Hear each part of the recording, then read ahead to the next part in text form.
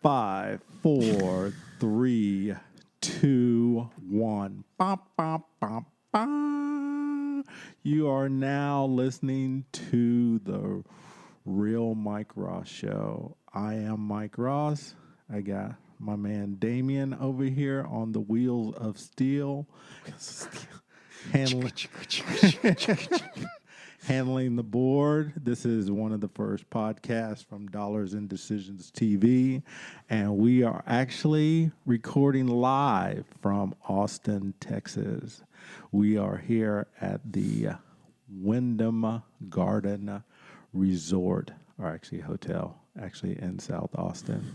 And we are here on business, and we thought that we'd run a little test run and do one of the first live podcast shows, or actually one of the first podcast shows of here. And so, what's up, Damien? What's happening? Nothing much, man. How you doing this morning? A lot better than I was last morning. Yesterday morning. I got some sleep last night. Hey, yeah, we got sleep. That's what we're talking about here. So I let everybody know. But Damien and I, we headed out to Austin yesterday, probably at about 6:30 a.m. 6:30 a.m. I was told 5, and it turned out to be 6:30, so I went back to sleep. Hey, you know what? You gotta. Hey, we made it. You know what I mean? 5 o'clock in the morning is early for everybody. So hey, so what's up, man? What's going on with yourself? Nothing much. Just, got a new hat.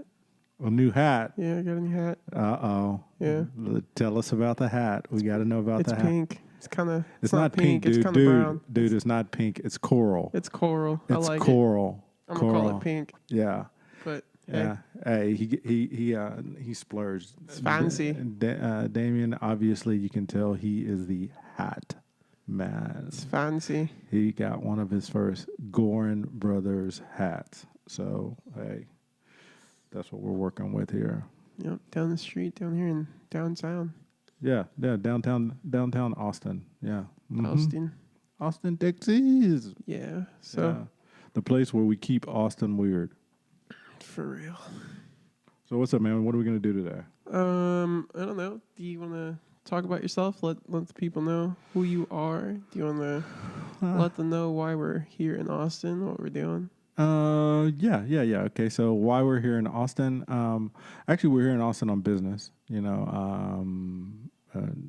I run a civil engineering firm, and we do some dry utility work. So we're actually here in Austin on business. But the reason for the podcast is it's a transition from phase 1 to phase 2 of my platform called Dollars and Decisions. So we wanted to build a social media platform. And so the second phase is establishing that social media platform through podcasts is Dollars and Decisions TV. So what we're planning on doing is that we want to have various different outlets where people can express themselves. Dollars and Decisions is really based off of how people make their money and the decisions they make when they get it. So what we want to do is that we want to promote a wealthy mindset, or actually an acquiring wealthy mindset. And then we want to have a platform where people can actually level up.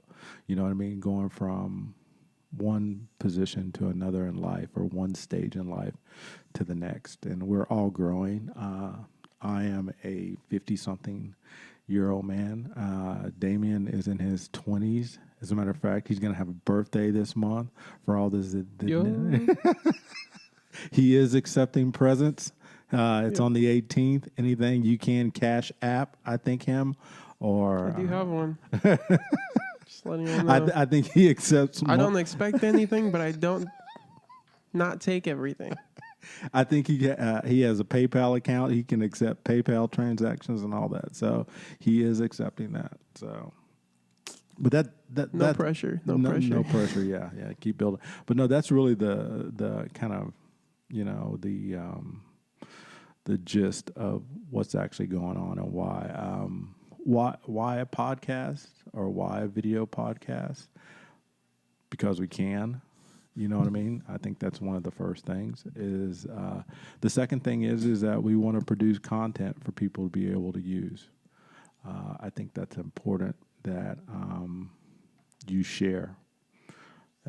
If you've done something in life, you get out there and you share it. You know what I mean? A lot of people don't share, and they don't tell how they got to where they are, and it's sometimes people don't know, or people want to know how you got to where you are. And what you can do is that sometimes you provide the answers to the questions that people have of like, well, how were you able to do this, and what happened here, and what made you do here. And the other thing is that just the execution part of it is that one, to have an idea of doing something and then actually following through and making it happen. And so that's what the podcast really is about.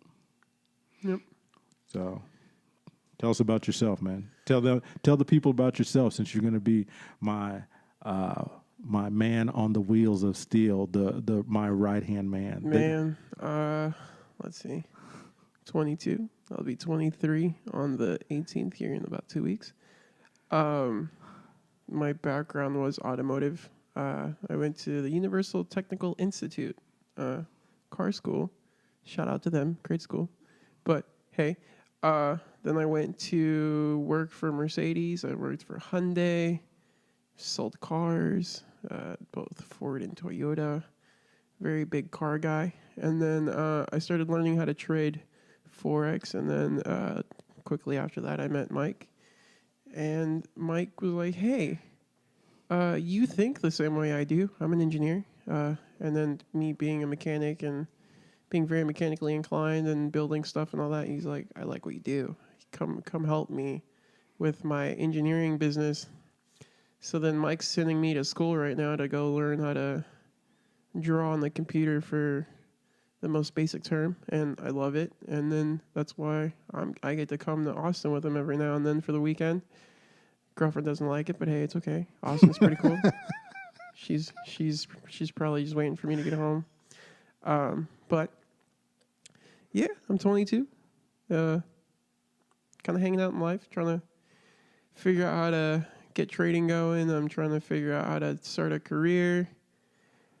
Obviously, with the civil engineering stuff that I find very fascinating, and you can ask Mike because I recently got a drone, and we had a job site that we went to yesterday, and I was like, I'm going to take pictures with my drone of the job site for notes for later, so we ended up doing that.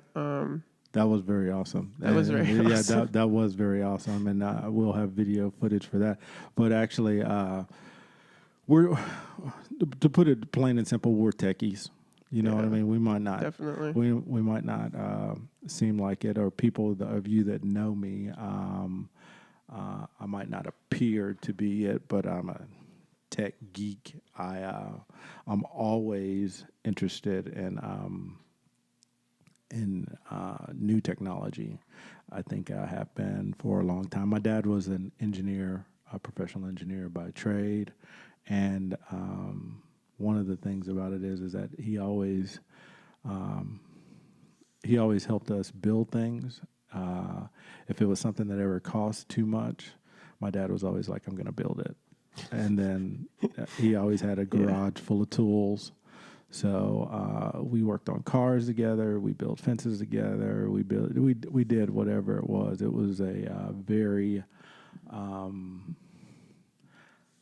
my childhood or me growing up, that it was always, put it this way, it was labor intensive.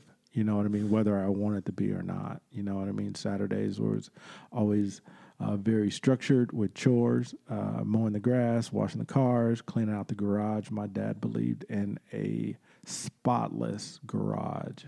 You have to, especially if you got tools. Yeah. That's a necessity, because even, growing up, like, my parents aren't. My mom's more mechanically inclined than my dad. My dad grew up with a mom and didn't have like that father figure that could like fix things. So, but my grandfather was an engineer. So my mom grew up with all that. So of course I got into it. My dad didn't like me tinkering with stuff, but I had a huge toolbox full of tools, and the garage was my space. And they're like, well, we need the cars to go into the garage. I'm like, nah, it's my space.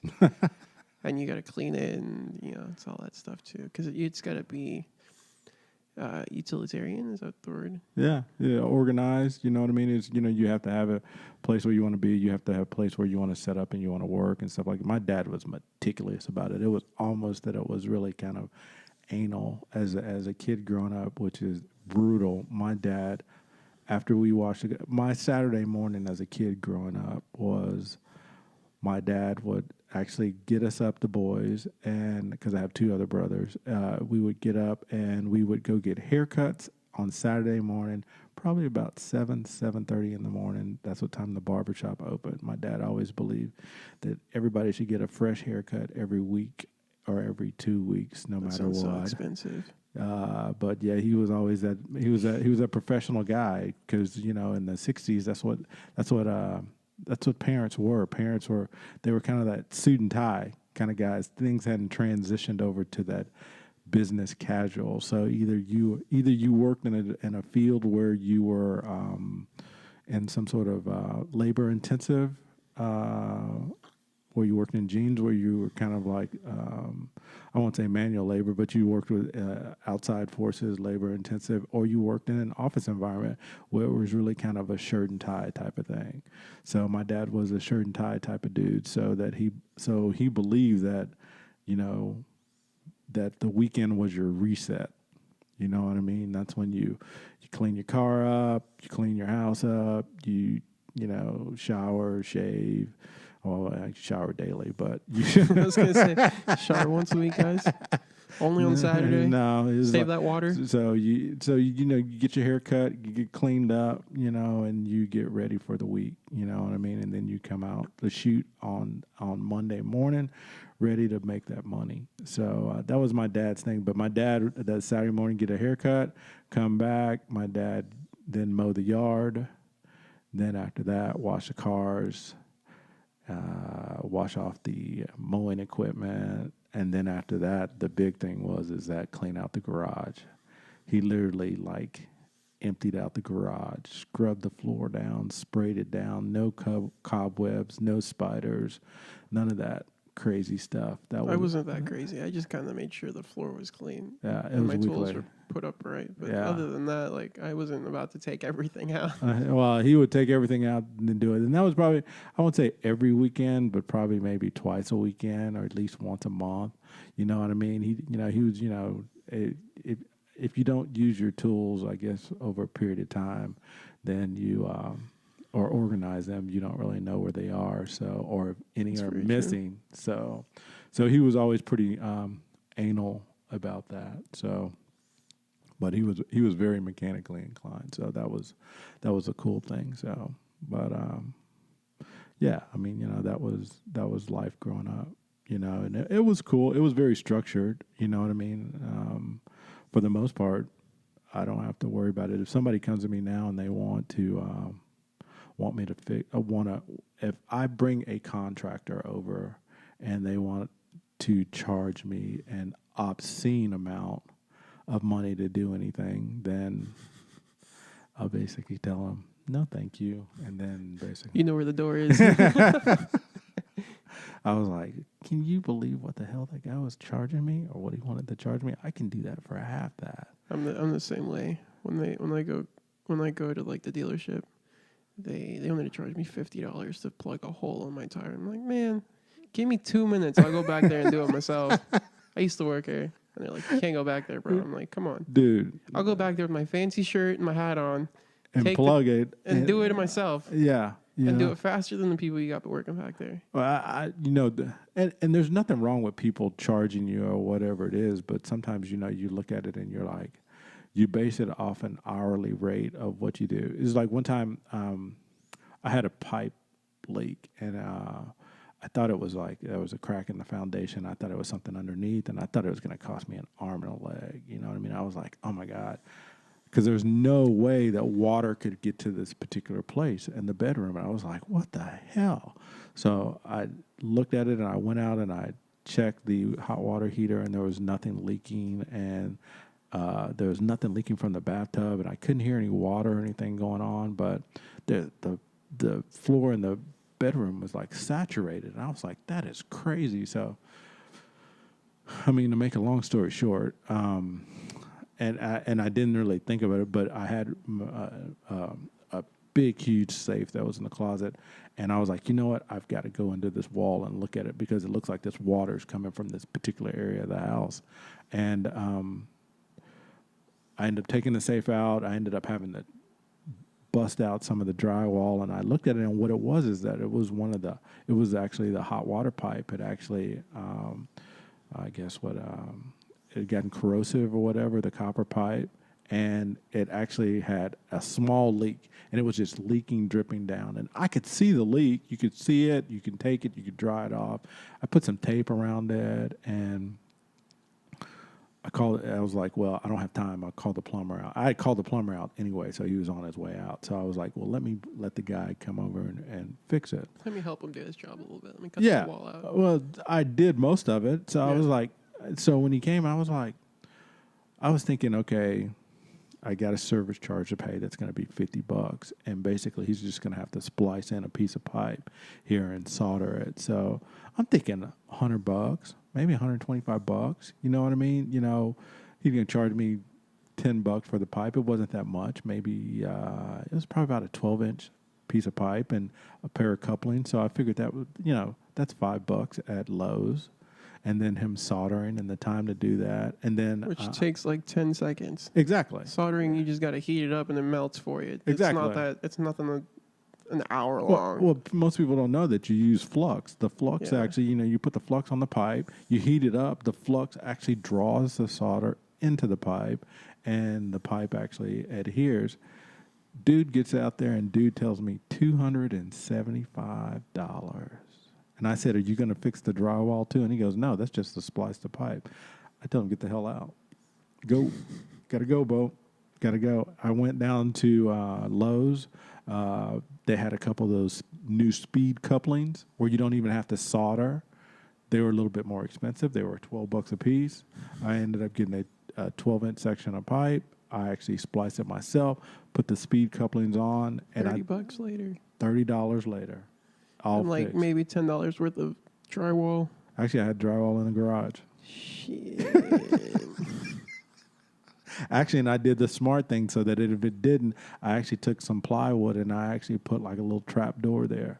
So if it ever happened again, I'd have a back way entry into the hot water heater. So I mean, that's the geek part of me, the mechanical part that my dad did, and that's kind of cool. I'm definitely in the same dilemma right now too. Why? So, for people listening, I'm a massive Star Wars fan. I grew up with Yeah. Star Wars. Yes, he is. As a It's matter of like- fact, the last time we were on here, he was telling me there was what The power of the people. What is it? What's the name of the Star Wars group? You said the Star Wars, whoever the lady's in charge, because I thought it was just the Federation. No, it's okay. So no, there's like different. We're not gonna get into that tangent. So, long story short, people don't like the way that J.J. Abrams and like Disney's taking care of Star Wars right now, and then the fans, of course, are everything. And being that there's multiple generations of people that are in the Star Wars, being that people your age got the original ones, people my age got the In between, sequels, yeah. and then the kids now are getting the newer ones. But at the same time, in between my generation of people that grew up with like 1, 2, and 3, and then like the kids growing up with the newer ones, there's that like small couple years where people grew up with the Clone Wars, and of course everybody loves the Clone Wars TV series that was on Cartoon Network. Definitely watch it. I'm 22 and I just finished watching it. It was great. I haven't watched cartoons in years, but that was awesome. I binge watched it on Netflix. All 6 seasons are on there. But anyways, people wanted it back so badly because it just got canceled just out of nowhere, because that's when Disney bought over Lucasfilms. Yeah. So of course they can't have their property on Cartoon Network, a rival TV station. So they canceled it. And then Clone Wars. Yeah, the TV show. Uh-huh. And so recently, people keep complaining because if you look back into the history, like whenever the show came out, it wasn't very popular. Yeah.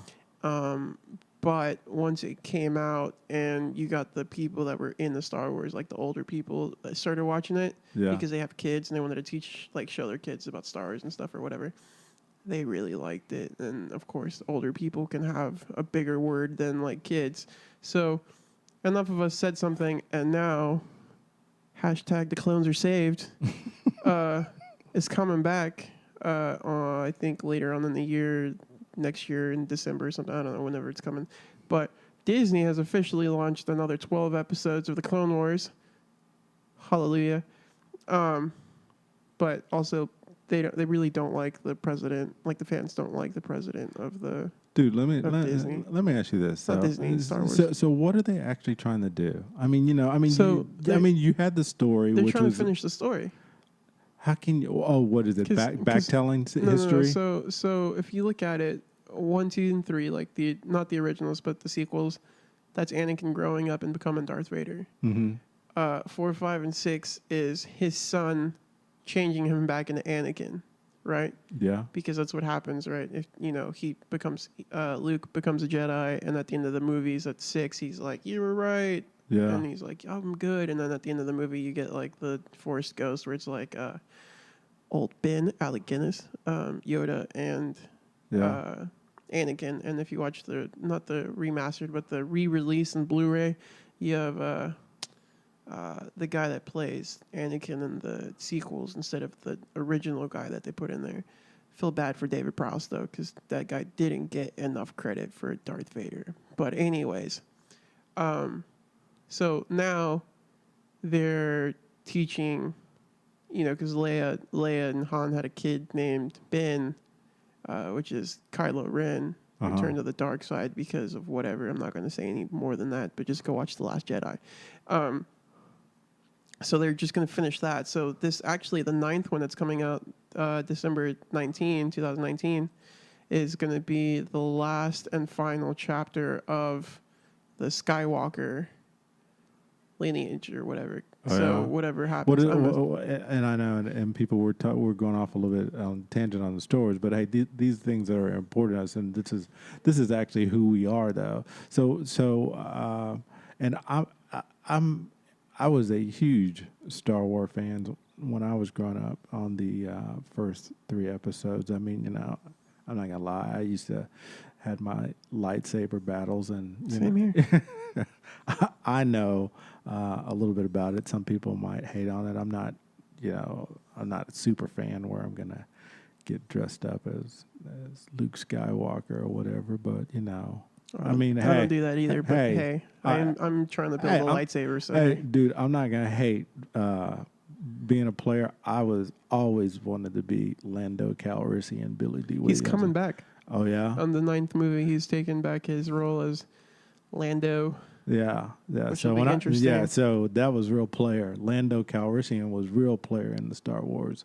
So that you had a brother actually in technology up in space, though. But I didn't really get into the Han Solo part of it, but Like the new movie, or just like the old? the new movie. I actually like Han Solo, the old guy, because it was really kind of funny. Actually, to me, Star Wars was the actual.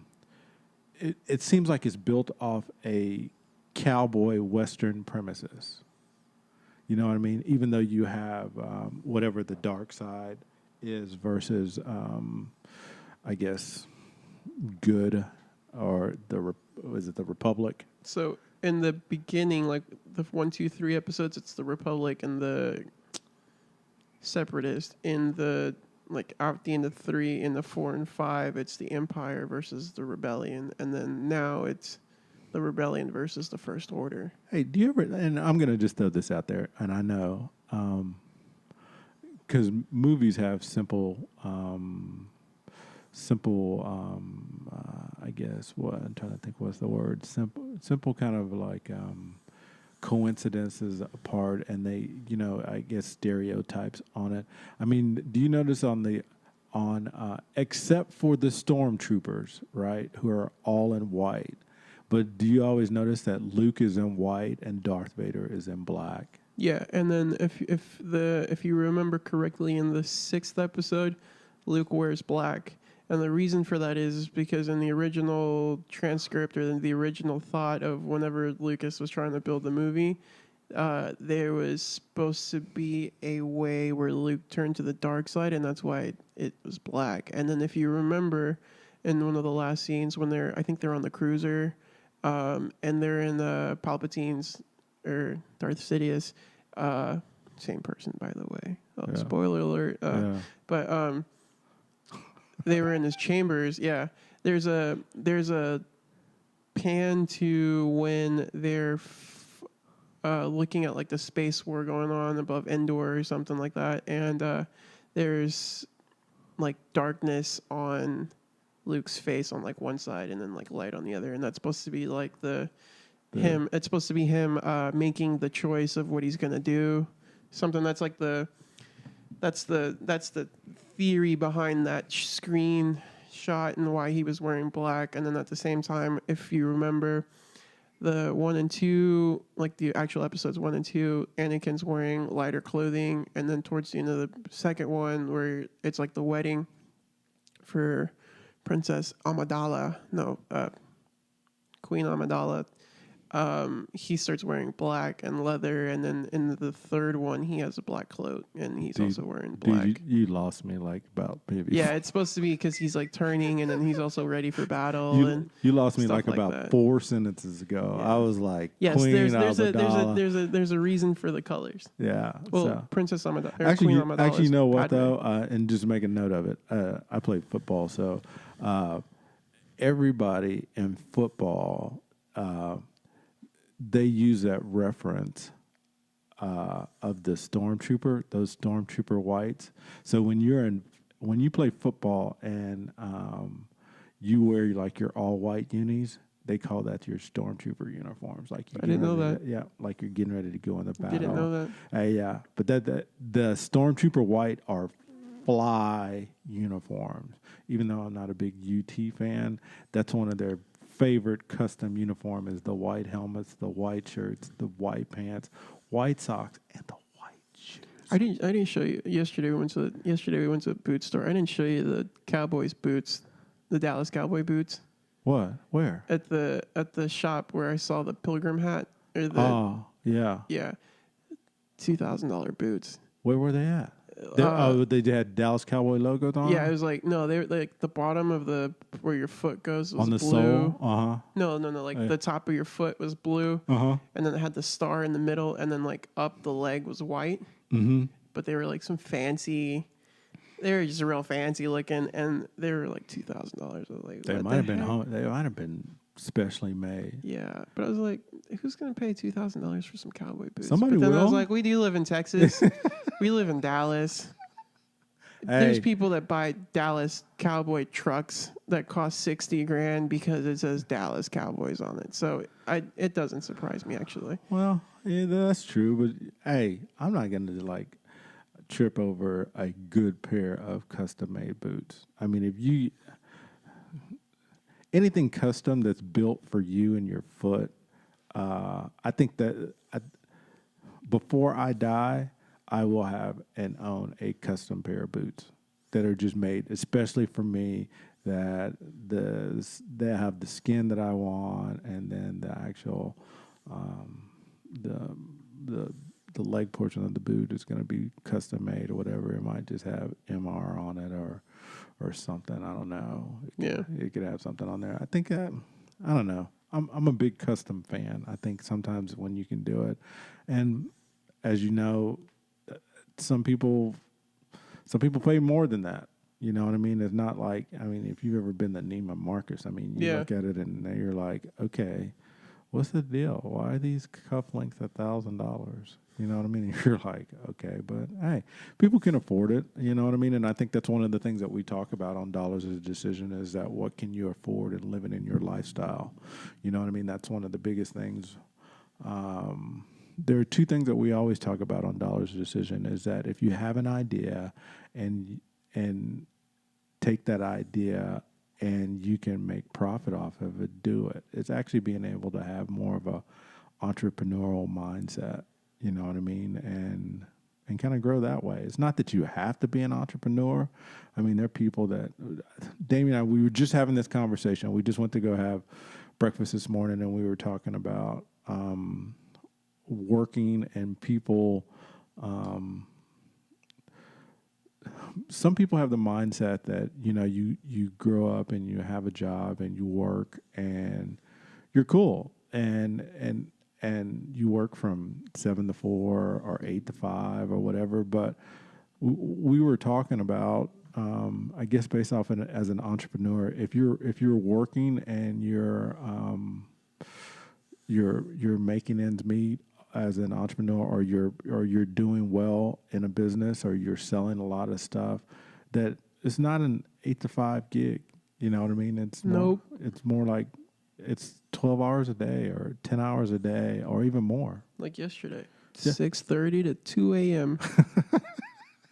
6:30 in the morning. That's not p.m. That's 6:30 in the morning to 2 a.m. Yeah, we had a small break in between there that was kind of like mindless. You know what I I mean? definitely took a 4-hour nap. Yeah, It was great. So it's kind of mindless, and we had we had a little bit of shutdown. But I'm talking, we hit it at 6 a.m., 6:30 a.m. We did our commute. We went from Dallas to Austin. We were on the job site at 9 a.m., 9:30. I think it was like 10 because we ate breakfast. We stopped and got breakfast. We were on the job site at 10. We worked put in a couple hour and a half of work. We lifted the drone up, got some aerial shots for the first time. We are going to talk about that aerial drone stuff. It was really like bad. Ugh. That was badass though. Yeah. You know what I mean? We will show you the video. We actually took off the drone from the top of the Jeep. Yeah. Damien was the pilot. We took off the drone from the top of the Jeep, and we went up how high? I think I went max. I think it was like 350, 380, something like that, feet off the ground. 380 off the feet. We got aerial photos. We got this badass 4K video of a little dance in the street. Yeah. And we got it on other video from our iPhones. And then got the aerial shots, dropped back down, and actually landed on top of the Jeep. It was badass. Yeah. We the street that we were on was really narrow. There was a bunch of cars coming, and then there was like no real sidewalk, and there's a bunch of cables hanging. So the best way to do it was just off the Jeep, because everything else was grass and slanted. It just wasn't the smartest way to do it. There was areas of F up all the way around there. I mean, Yeah. F up, crash, lose drone, whatever. So I'm going to get a shameless plug out and shout out to DJI products. Yep. It was very simple to take off, very easy to land, and actually we got great 4K shots. I think that's like literally the third time I've ever flown that Oh yeah, drone. well, you did a damn good job. I don't know if if the product was easy to actually be able to manage, because I know on my first drone flight I crashed and burned. Yeah. I was well, they have like a specific beginner mode. yeah. So the first time I ever used it, I had it on that for about 20 minutes just to kind of get used to the controls. And I was like, I don't need this, of course. And so I took it off, and I haven't used it since. But now my video is like super choppy and Yeah. not smooth. So I got to get better at that. But it's not as hard as you would think. I taught Zoe how to do it in like 5 minutes. So she was kind of, Was she psyched? she was okay. She wasn't excited as I was. How could you not be excited? You're like flying. She's not like us. Yeah, well, maybe a lot of people aren't like us, but if you are, hey, welcome to the crowd. Come to the club. We'll be hanging out. We'll be actually rapping with you guys and seeing what's going on. But the thing about what we're trying to do in building Dollars and Decisions TV is actually we're going to have obviously branding for everybody. You're going to have my show. We're going to have Damien up here on my show, and we're going to be able to have conversations. But we're going to have the rest of the Dollars and Decisions crew next week, where we're going to be putting out some serious content. That's what we're looking to do, is actually build some serious social media stuff. And the reason why, and I guess that's the question you asked, is that why? It goes back to the beginning of what I was just talking about. It's what we know. You know what I mean? We build things. You know what I mean? From an engineering background, from my father's standpoint of view, and I am the apple, as they say, apples don't fall too far from the tree. Um, um, we build things. You Yep. know what I mean? You have an idea about something, on doing something, or starting something, or being a part of something. It's about building, and that's part of the decision part of dollars and decisions is actually, what is your decision, Mike? My decision is that I want to create something. And you say, well, what is it going to cost you? Well, it's creating something I can go and have somebody come out and produce it and be a big production, but that's not my mindset and that's not my personality. My personality is actually to be able to build it. You know what I mean? So we'll start out. So some of the stuff that we might do early on might be a little spotty. You know what I mean? I won't say hideous or crappy, but the point is that we're doing it, and who really cares? You know what I mean? Somebody can come on and anybody can criticize what we do and say that it's not professional or it's not whatever, or I wouldn't do it like that, but screw you. We did it. You know what I mean? And that's the part of it, is doing it our way, Yep.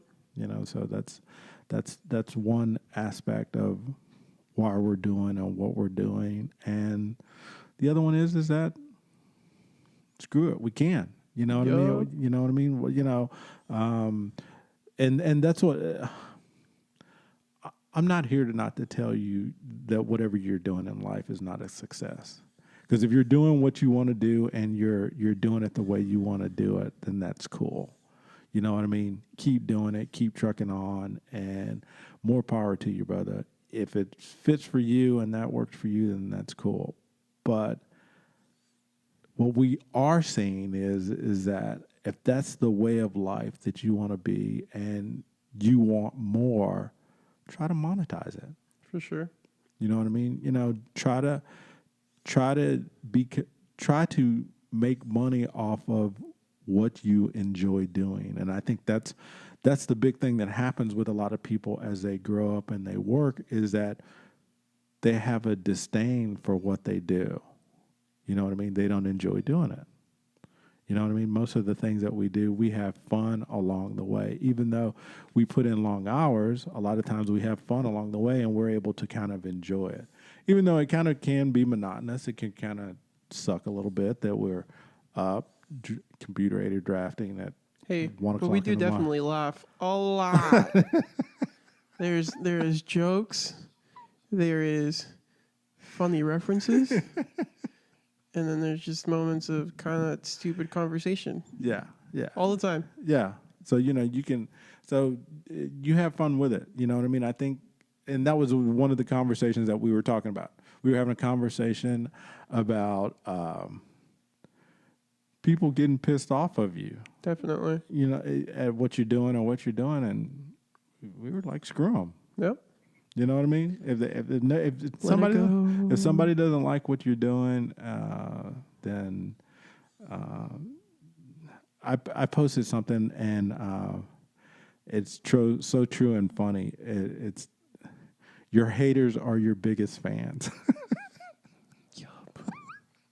You know what I mean? They're the ones that actually are watching you and looking at you from afar, and then they're the first ones to shout out, "Well, that's not going to work," or you can't do that, or whatever. So, I mean, there are people all over that always have told me, "What are you doing with dollars and decisions? You have an engineering firm that you run, and you guys make good money doing it." And it's just, It's not enough. it's No, not. it's enough, but it's not enough. No, you're right. It is not enough, though. You know what I mean? This is my thing. You're not living life if you're not trying to squeeze more orange juice out of the orange. Definitely. So, going off of what he just said, if you guys know Mike, he's got a nice life. The dude plays golf, has some nice stuff and whatever. But I think he likes doing his engineering thing. He never complains about it. He seems fairly happy. He's like, man, I got to go to Austin. He says it like he's complaining, but I don't think he's complaining. I think he's more excited because he gets to leave. Nah, And then you know, this is the biggest thing is that when you travel with work, and I've got a lot of my friends travel with work, you just get tired of living at a hotel, man. no, that I understand, right? Yeah. So Yeah. that's fine. But I mean, more of the sense of like, I think you enjoy the fact that you have that freedom where, I do like to be able to move around a little bit. I've never been a big office type of guy to have to Yeah. come in and check in at 8 and be there. that's my life during the week, guys. and be there at 5. You know what I mean? He's preaching to the choir. I mean, I've done that. You know what I mean? I definitely don't like being strapped to a desk and telling you know that you know you work from 8 to 12. You get a 15-minute break at 10 o'clock. You get a 30-minute lunch and not 35 minutes, but 30-minute lunch, and then you need to be back. And then what you can work from 1:30, and then you can leave at 3:30. Or if you choose to take your break early, you can leave at 3:15. Yeah. Fuck that. No, I agree. I'm know not what a big fan of people telling me when I can eat. I'll tell you when I can eat because I'm hungry. If my stomach says I'm hungry, I'm gonna eat. Well, that too, but I'm a big. I like getting my hours in early. I mean, like my customers tell you sometimes if you shoot me an email at 5:30, 5:45 in the morning, I'm gonna may hit you right back like, yep, that's right. And most people are like, damn, that dude is up. And the funny thing is, he's not just up early; he's awake late too. Because Thursday night, right before we came up here on Friday morning, we were planning on leaving Thursday night, and I texted him like around 11, 12 p.m. or 12 a.m. I guess at midnight. I was like, "Hey, what's the plan for tomorrow?" I'll be there at 4:30. I was like, "Ugh, that's like in 4 hours." But in my head, I'm thinking, I'll just sleep in the car. I didn't sleep in the car. I was wired. I was ready to go. But he's awake late, and he wakes up super early. I don't know how he does it, how he does that, but I do know he takes naps Yeah. during the day. Yeah, I'll sneak in a couple hours during the day, you know, if I can. But I live pretty much. It's probably not good for me. If my doctor's listening, I am trying to get more like 6 hours of sleep, but sometimes it just doesn't happen. I've always been, from a young kid, always on. I did a lot of my best work or best studying at night. So it's quiet. Quiet, calm, and your body's kind of like Everybody's asleep. There's nobody grooving you. Most of the people, your friends, always say, "Hey man, what are you doing?" Or "Hey, let's go get some lunch." Or "Hey, what about this?" And "What about that?" So there's nobody asking you a whole bunch of questions. You gotta wait to like move closer up to you. I'll text at 2 a.m. and be like, "Yo, let's go get some food." I do it to Zoe all the time. I try not to eat that late, but sometimes I do. But let's go get some Cafe Brazil. And then the morning part of it is that we were just talking about this too. Is that most of the stuff we do on the civil side is in the construction industry, and most of those guys, especially this time of year, they're on site at 5:45 in the morning.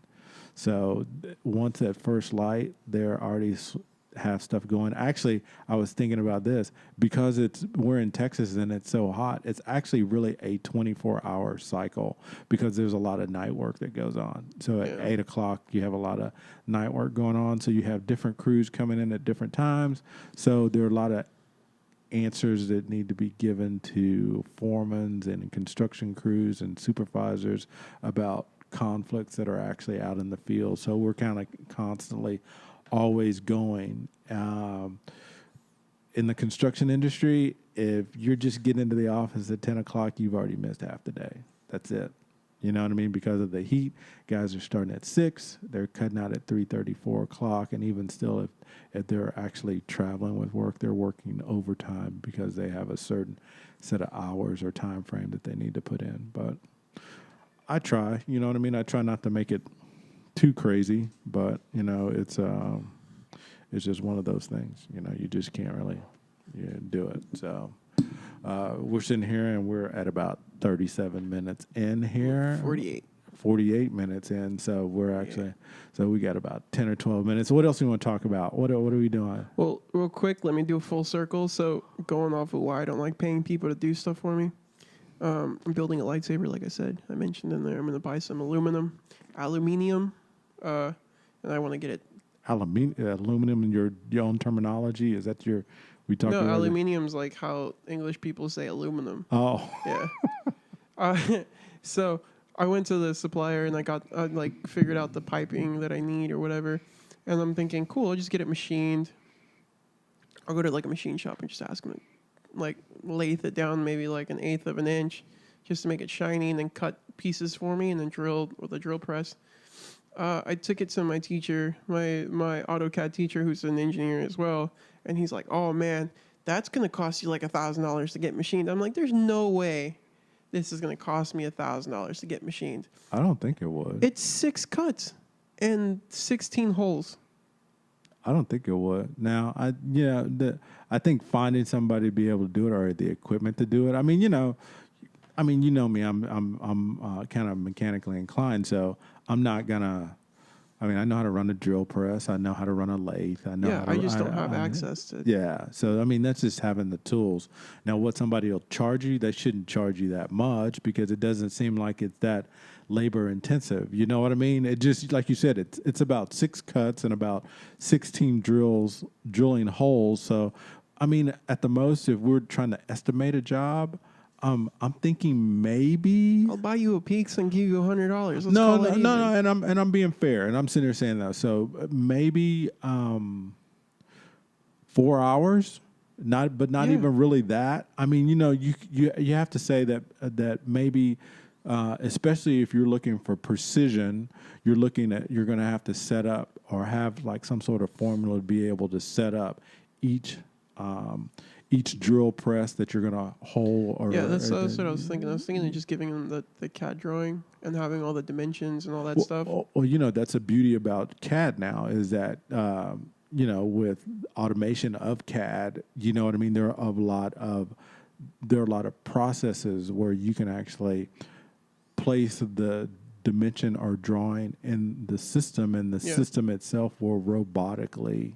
Yeah, because that's what I was thinking. So I put so instead of dimensioning everything like, oh, this is 1.5 inches or this is whatever, I just went from 0, 0, and then wherever every cut, every drill, I went up from 0, 0. So each thing has its own coordinates, and then I'm gonna have a table on the side that shows like, okay, these holes marked A are a diameter of 1/4 inch. The holes marked B are a diameter of this. So just use this bit. Like you're gonna use. Well, it's 2 bits. Well, and I guess that's the one of the things. I mean, and I'm sitting here, I'm thinking as from an entrepreneurial standpoint.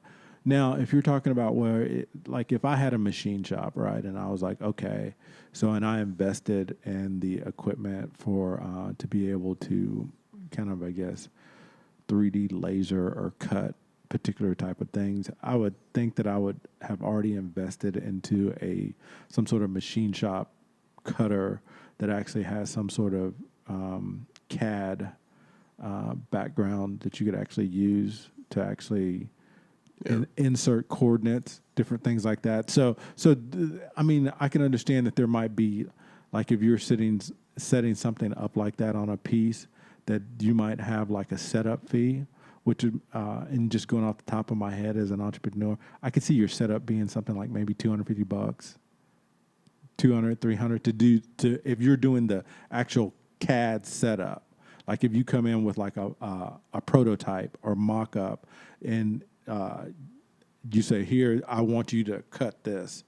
And I say, okay, and I look at it, then I maybe have to sit there and figure out how to draw something up. Yeah, because you have to reverse engineer it and like draw it out. Exactly. So for yourself though, if you're coming in and you already have some of the CAD coordinates laid out. Where it's like almost plug and play kind of thing. Yeah. So you're passing me off your software or your design, and then basically I can implement and actually manipulate that into the system it is. So I don't really see that much. I can see a $200, $50 setup. And then for anything, I would probably say, since it's minimal cuts, I would probably say, or a one-time cutting fee, maybe,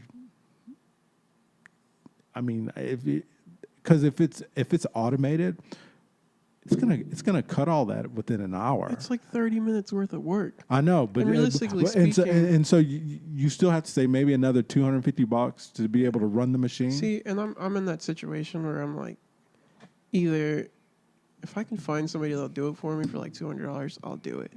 If I can't, which is probably me stretching it because I'm cheap, and of course I can do it all on my own, I'll just go to Home Depot, buy me a hacksaw and some sandpaper, and do it myself because I got drills and drill bits and all that stuff. I would say basically you would just probably need you can take my miter saw, dude, and put that's what I'm saying. That too. Take a miter saw and buy a brand new aluminum blade, buy a blade that cuts aluminum. You can cut aluminum with wood blades.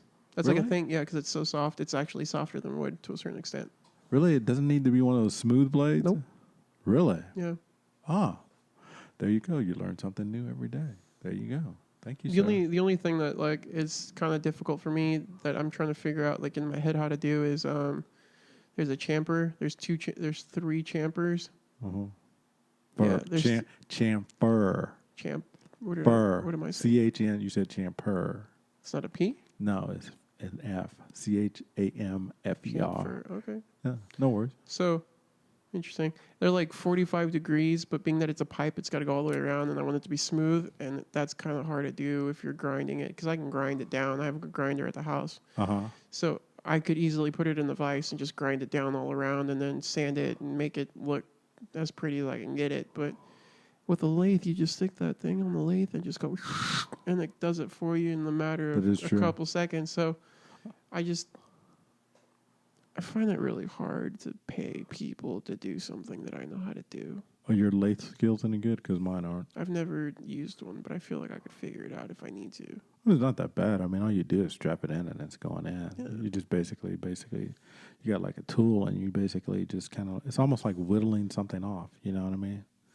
Now, I would practice. No, definitely, yeah. You know what I mean? I think that's what like the biggest issue would be because, I gotta be respectful and understanding of like, okay, well they know how to do it. They have the skill, obviously, because being a mechanic, people are like, hey, can you fix my car? I'm like, yeah, I'll charge you like $100 to do it. You're gonna charge me $100 to do that? Yeah. That's why if you go to AutoZone and buy oil, it costs you like $30, but you go somewhere to go get your oil change, it costs you like $40 because they know how to do it. It's not that hard to change oil, but people you pay for expertise. yeah. You know And I mean? think that's what grinds my gears. I don't want to pay for that because I know that I can do it myself. I just don't have access to the tools.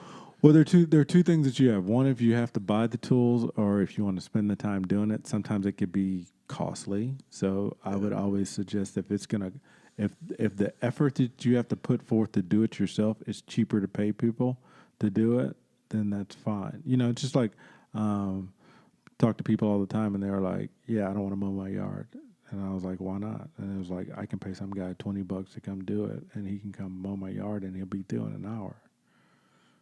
I was like, okay. My that's dad used to do that, yeah. Yeah, you know what I mean? Some people do that. A lot of my boys do it all the time. I get out there, and I was like, I'm not paying somebody, because you think about it. Gas costs you like $5 to do the whole thing twice. Less than that, probably. But the thing about it is that you look at it in Texas. I mean, the way things grow so fast, you're talking about $80 a month. You got easily an 8th month year. You're talking almost $80 a month. That's almost like $650 a year in landscape maintenance, just in cutting the grass. That's not talking about the if you don't cut the grass, I know you don't fertilize. So you have to have a fertilizer guy come out. So you have to have treatment. So that's really? Yeah. Of course. You know what I mean? We never fertilized my grass. How's your grass look? I don't have one anymore. Sold the house. It looked okay. Well, it depends. It wasn't pretty, nice and green, but it was Texas grass where it's like dried out. And well, there are 2 types of grass you can get. Well, there are more than 2 types of grass, but you got St. Augustine, which is your normal grass that's probably the most healthy. It's really kind of a weed, but then you also have Bermuda, which is actually that one that kind of looks like carpet. It's really hard to maintain, but there's lots of chemicals that you usually have to do for certain weeds, pre-emergent, fertilizer, all of these different things that you have to do to grow. I mean, your grass can look good. So when you want your yard to look really nice, I don't know anything really about chemicals. So I have a chemical guy come out and treat the yard. You know what I mean? So I don't. All I have to do is water and mow. That's it. So and then I'm cheap because, like you said, I do play golf. So that $650 per year, I can use that playing golf. You know, or trading, or doing something else, or traveling, Definitely. and doing something else I want to do. So That's also another thing. So I got like a bunch on my plate right now because I gotta go to South America. Oh, I'm from Ecuador, so I gotta go back home to go get some dental work because it's a lot cheaper there than it is here, and it's actually cheaper for me to fly home, get all the dental work done, and then fly back. Like stay there for 2 weeks and then fly back than it would be for me to do it here, and that's including. I have like a normal job, so like the money that I'll be losing at work for not being here for a pay period or whatever, and then also the flight and whatever I do it's over there. compounded. But even It still comes out cheaper than if I was to go to like a dentist here and get it done here. it's crazy. It's amazing. You know what? I'm not a fan of the dentist and everything. And Damien is from Ecuador, but he is a U.S. citizen. He just got his citizenship this year, so he is an official U.S. American citizen. Da, da, da, da, da, I have my da, flag da, that they gave me. Da, da, da, da, da. I'm very protective over that thing because it's like one of those little like pencil flags, Yeah. and it says U.S. citizen or U.S. immigration services or something like that. I was like, oh, that's kind of cool. So I have that. Hey. I also bought this hat that same day. So this green hat that I'm wearing right now, you guys can't see if you're listening. Hey, but your there head is a player video. though, man. It is. I You know. Yeah. You know. You. Out of all the places you would think to go buy a hat like this, I got it at Bass Pro.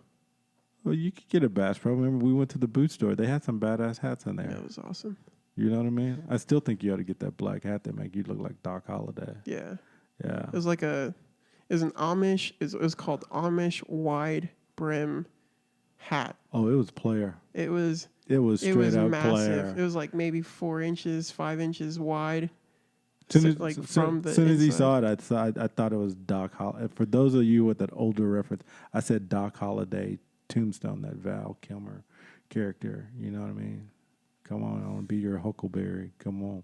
So, but no, it was badass. I mean, it was kind of costly, but Yeah, it was like $200. but it was a Stetson hat though. Yeah. It was like that's cowboy player Stetson. It was super fancy, definitely. Yeah. Yeah. You can't beat that. So I think yesterday alone, like I was telling Mike yesterday when we were at the store, I think all together because we went to three different hat stores, not because we were on a mission to go buy a hat, but just we had a little bit of time to kill. So we were downtown by the Capitol. There's a place called Hat Box, really cool place. Found a hat there that I really liked, $150. Then we came farther down the strip a little bit, or the street, whatever you want to call Congress Avenue. Yeah, we came down to Um, Congress to SoCo area in Yeah. Austin. We parked, and then we went into a boot store, and I found 2 hats there. One was like $150, and then the other one was like $275. And then we went to Gorin Brothers. Gorin Brothers, Yeah. and then I found a hat for $50.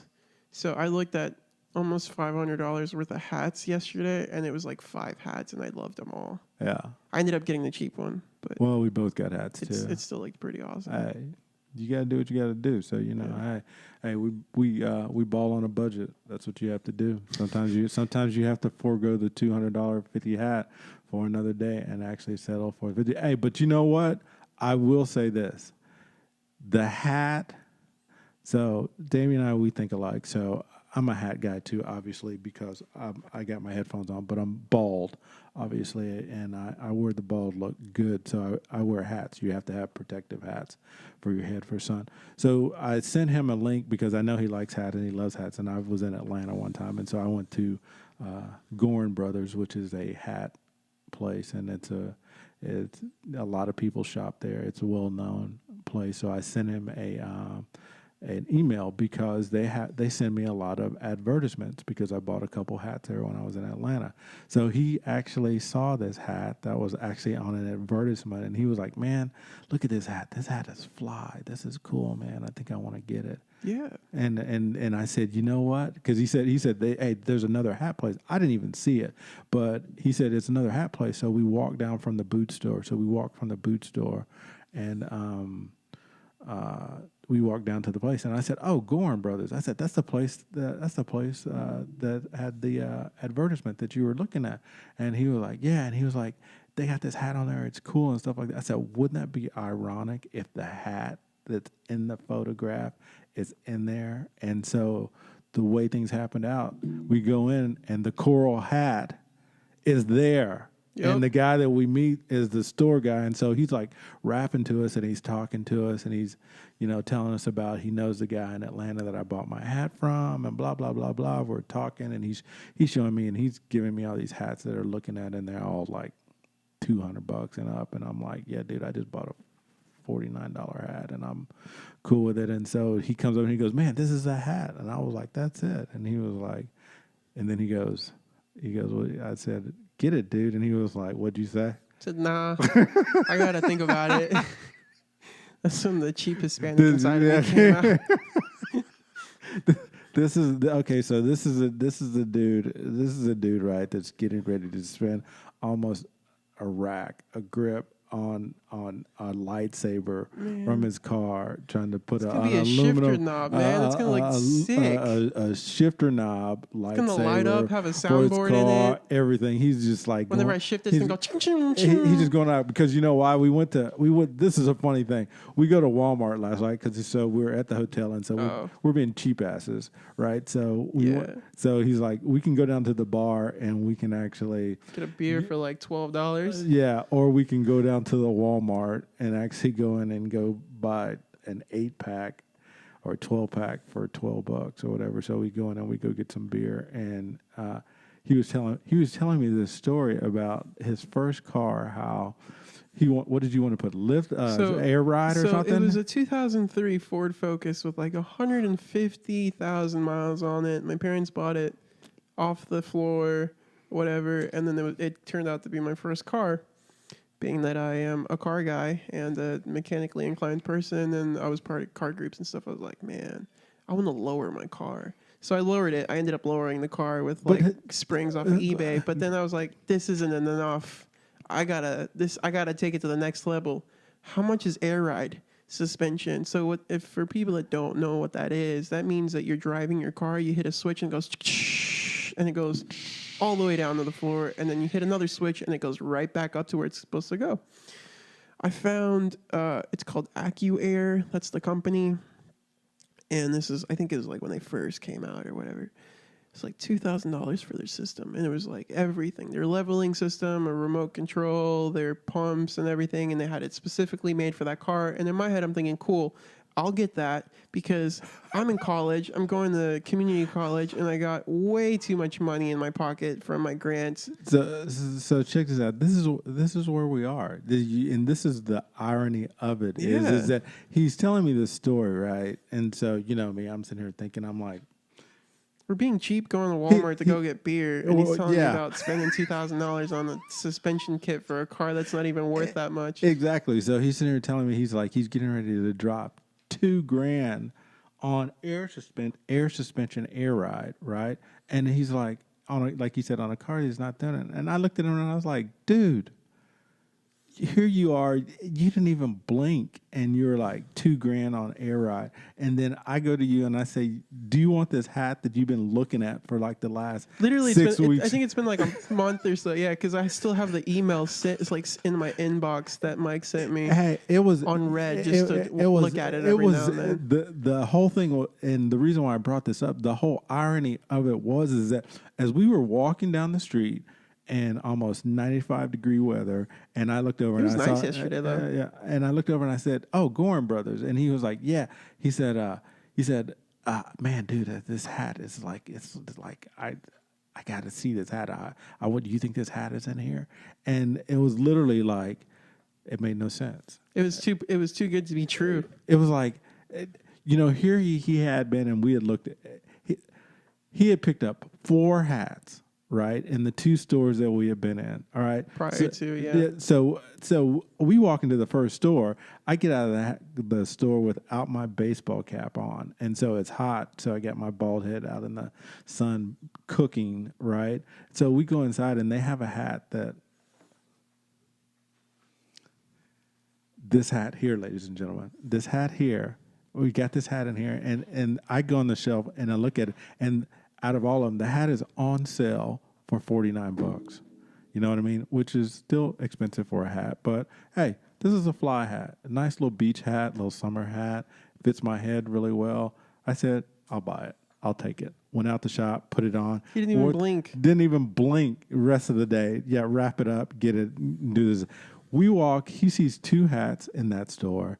Both of the hats that he looks at is like 200 and something And we bucks spent a like piece. 30 minutes in those stores. I just kept contemplating, looking at Yeah. them. I'm like, damn, if I was to get one, which one would I get? This is what I'm going to get. I sent pictures to my girlfriend. She's like, ew, I don't like those hats. I'm like, stay back in Dallas. That has nothing to do with you. Stay in your lane. Stay in your lane. It's okay. Then we go to the boot store. Then he picks out 2 of the flyest, badass cowboy hats that are not. They don't look all cowboyish. They don't look South. They look look different. Yeah, but they're nice. But he picks out 2 hats that are actually fly, and both of those are well over $200, right? And I believe the first hat that you walked into at the Gorin Brothers place was still $200 and some dollars. Yep. The gray, it was like a gray wide brim, and like the end of the brim was kind of folded back. It was so sexy. Yeah, and then he looked at it and he said, "Hey, man," after we met the guy that owns the store, Mike, we sit there and said, "Hey, do you have this hat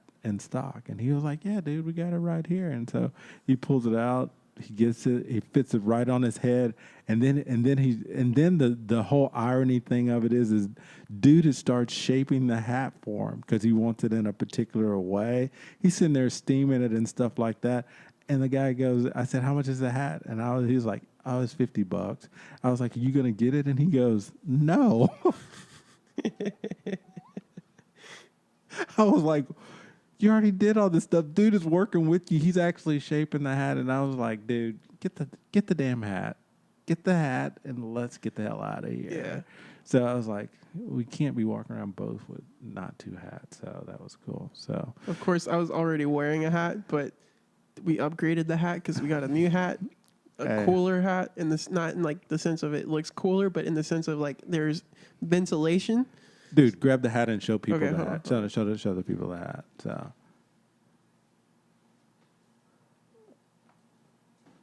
So for people watching, this is the hat. It is kind of see-through. You probably can't see it from Yeah, way but it's over a there, little bit. It's a little bit more meshy. It's more summery though. Yeah, and you then sometimes you have to have a summer hat where you look at that you, shape. You allow your head to breathe. Yeah. But it's just like So sometimes in life you have to make that decision that, hey, you know what, you're gonna pull the damn trigger and you're gonna make it work. So I was wearing this green one. It's felt. It's water resistant. It's crushable. It's a Stinson hat. Like, yeah, it's cool. But it's super, super hot. And then this is like real nice. It's like see-through. Yeah. And then he shaped the back. He kind of folded it up a little bit, which is what I wanted. And then like the front is down. So it's kind of has like that fedora feel. But it's, I think, like 4 inches wide. The brim is about 4 inches or 3.5 inches. Dude, that's player. It's just massive. It's exactly what I've been looking for. But that Amish hat, man. Ooh, Oh yeah, that's going to be on the back burner for a little bit. That'll probably be like a next big investment because that was like a 6-inch. Hey Zoe, Ooh. Zoe, his girlfriend. Hey girlfriend, he's looking for a new hat. You know what I mean? It's my birthday coming up. Birthday too. coming up. You know what I mean? He'll love you long time. Long time. $5 makes you holler. He'll love you long time. Long time. Yeah, so I get to see her later on the day whenever we get home, and I'm just kind of gonna keep plugging in those the seeds. Hey, there was this hat, man. Ooh. You gotta have it. And then I Dude. tell her it's gonna be like $200. She'll be like, cut that out. Like, come on now. Hey, give her the 3 years. Put her on that Heisman treatment. Yeah. The Heisman treatment, you got to give her that. Put that arm out. Hey, Skirt. hey, let's talk about that hat. You know what I mean? She keeps asking what I want to do for my birthday. I want a hat. That's the funny thing is, of course, I don't want to do anything. I want a hat. If you remember correctly, when we were at the tower last time when we did the thing with her, I was like, "Hey, what are we doing for my birthday?" And she said, "What do you want to do?" I'm like, "Man, I just want a hat." She's like, "I'm not getting you a hat. What do you want to do for your birthday?" "I want to go get a hat." "What do you mean?" That's what I want to do. That's what I want to do. I go. got nothing better to do. I want to build my lightsaber on my birthday, but if I'm going to get it machined, then that's not really building my lightsaber on my birthday. Dude, you don't want to do that on your birthday. Why? I mean, birthday, you got to do something. You know what I mean? I know that might make you happy, the lightsaber thing, and I think that's probably pretty cool, but you got to do something. You got to celebrate it. You're 23. You know what I mean? Life is too short. We're not given every day. Every day is a precious moment. So when you get to be a year older, and even at your young age, even though you feel like you're older, you have to kind of like just take a little bit of time to celebrate it. I'm not a big birthday person either, and I don't have to be showered with a bunch of accolades and gift, and you don't have to go whoop whoop whoop. It's Mike's birthday, da da da da da da da. But you just have to. You have to stop, and you just have to just relish the moment, because it's another year. You know what I mean? I think that's kind of, what we were talking about. We're not all promised a full life, and I think that's kind of going back of what we're talking about, is that every day that you have on this earth is a blessing. I know some are more fortunate than others, and some are less fortunate than others, but God has blessed each of us to be able to change whatever our fortune and our destiny is. So I think that's kind of like the biggest thing is that life isn't granted. Every day that you have here is a blessing. You have to be thankful for that, no matter really what your situation is. But the thing about it is that you got 24 hours or whatever time to start changing that, or changing the direction of what you're doing in your life and what you're going. So, but it's getting about that time. We're going to start wrapping this up. This is kind of really like one of the first of many different shows that we will actually be able video blogging. We will be coming from you from different areas, different places. We will be talking about different subjects. We'll be talking about different things. We'll be talking a little bit about money. I know that you guys, some people don't really want to trip on that or whatever, but this is Dollars and Decisions TV, and this is I am Mike Ross, and you can follow me at Mr. Mike Ross, or you can follow me at that's Twitter, at Mike Ross, at Mr. Mike Ross, and you will also get me at Wealth_Simplified on Instagram, or I am Mike Ross on Facebook. Damien, what are your call signs, bro? Where are you at? Where you posted up at? Of course, I got to go with the Star Wars thing. So, Instagram, Darth Damien 1. Yeah, I know. Yeah. I'm on that. And then on Facebook, it's just my first and last name. So just Damien Valdivieso. For them Spanish people, because I got to represent he's Spaniard. Heritage. Yeah. I am actually. I think my grandmother's dad or something's like from Spain or something. So. Hey, you represent. I gotta. That's next trip. And hey, if any of you ladies want to buy Damien a hat for his birthday, hey, I'll put it up on my Instagram so you guys can see exactly which. No, I'm kidding. Yeah, So what we'll do is that like I said, we'll do a GoFundMe for a hat.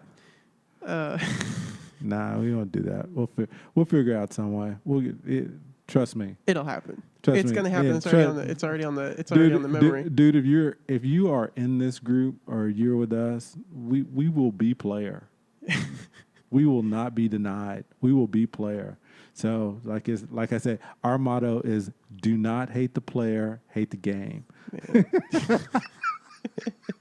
Hopefully the markets work out in my favor next week, so I can just get decent withdrawal. Hey, and not a shameless plug. Hey, we both trade. We both are investors. So if you want to get in the investment game and try to make a little money, a little change on the side, and learn something that'll change your life, then hit us up. Hit us up. Direct messages. Disclaimer: we don't take your money. We just equipped you with the tools to learn how to do it. Yeah, no.